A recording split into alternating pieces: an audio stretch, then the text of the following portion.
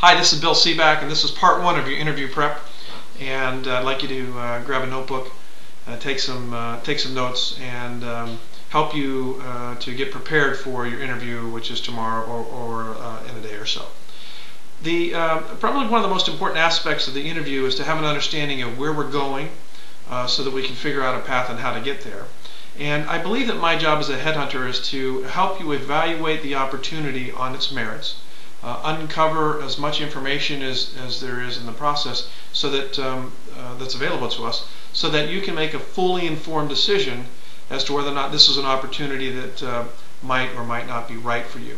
I don't care if you say yes, I don't care if you say no, but I do care if you say maybe, and if you say maybe, that means I haven't done my job in terms of preparing you. So what I'd like to be able to do now is walk you through the process, help manage your expectations, and get you prepared to be able to take away as much information as possible to help you evaluate whether or not this is the right job for you.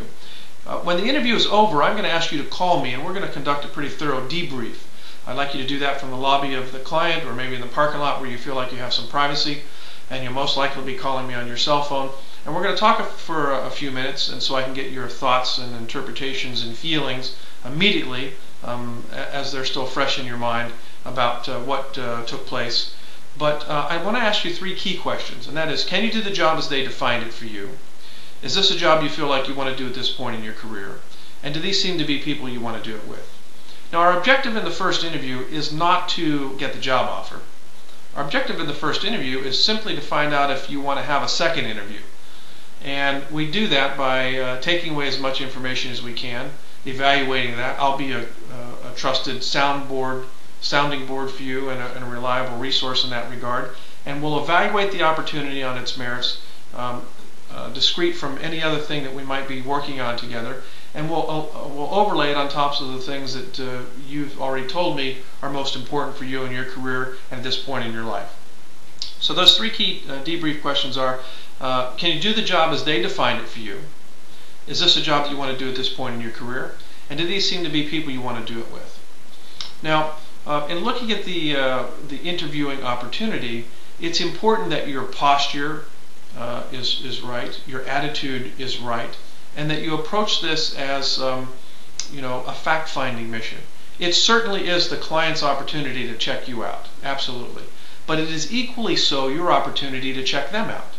And even though they're my client and they pay my bills, I have a very unique opportunity to have a trusted relationship with you, as we've built up to this point, and with them. So my feeling is that I want to make the match that's going to be best for you and for the client, rather than just be focused on the transaction of making a placement. My focus is on having a relationship with you over the long haul of your career. So it doesn't really matter to me if this opportunity turns out to not be the right one for you. That's actually good news. As long as we're able to evaluate it on its merits, having fully informed decision making in the process. And so we're going to work together to be able to extract that information from the client. And obviously the interview has to be a dialogue rather than a monologue, and we're going to talk about the questions that you'll want to ask the employer in subsequent parts of the interview prep. But I want to just talk a moment about your posture. Because this is a fact-finding mission, and if you approach it as a fact-finding mission, you're going to be less apt to be nervous and overly concerned. It certainly is a selling situation, but it's not an overselling situation. And the fact of the matter is that you've already been sold into the company by me when I did the presentation to the client, so there's no reason for you to feel obligated to continue to have to sell yourself. That bulk of the selling is already done. Now we're at a point in the process for the first or the second face-to-face meeting where you're just really seeing if you can assimilate into the fabric of their corporate culture, if you like the way they do business, if you think you're going to be a good fit, if you think they're going to be a good fit for you. So there's really not a lot of selling that has to take place on your side, although there is a lot of selling that has to take place on their side, because they really have to answer the question, why this company, why now at this point in time. And hopefully if we exchange all this information together and we look at it thoroughly, we're going to be able to make a fully informed decision. I've always shared with candidates that, look, if you look at this sort of like relationships, for example, like personal relationships, if you're getting married to a person and you show up on your honeymoon and all of a sudden you see a third eye, you're like, well, wait a minute, where did that come from? But if you meet the person and they say, hey, look, this is great, but I've got three eyes I want to show you and talk to you about, then you've made a fully informed decision. You can say, okay, well, you've got three eyes, I can deal with that, or no, that's not for me.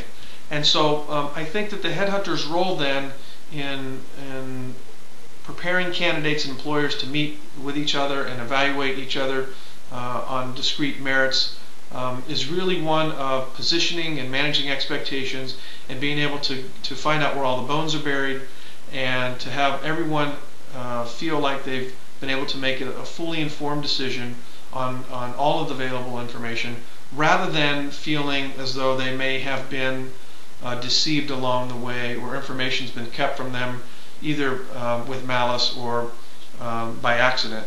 So I think if we move through this process together, you'll see that my focus will be on the relationship, which will bear itself out over time, and I think that will allow you to make a fully informed decision about whether or not this is the right opportunity for you.